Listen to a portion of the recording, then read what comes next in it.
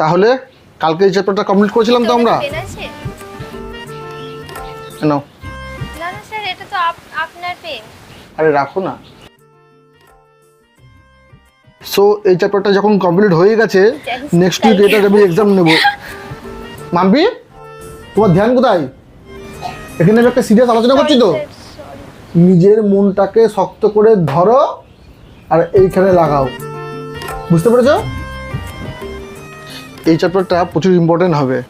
Sir আপনার favourite colour কি? কেন বলো তো? এমনি জিজ্ঞাসা করছিলাম। স্কাই। ও আচ্ছা। আমাকে এসব ফালতু প্রশ্ন করা বন্ধ করো, ঠিক আছে?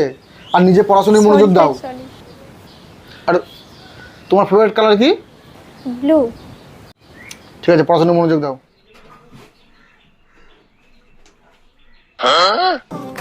কি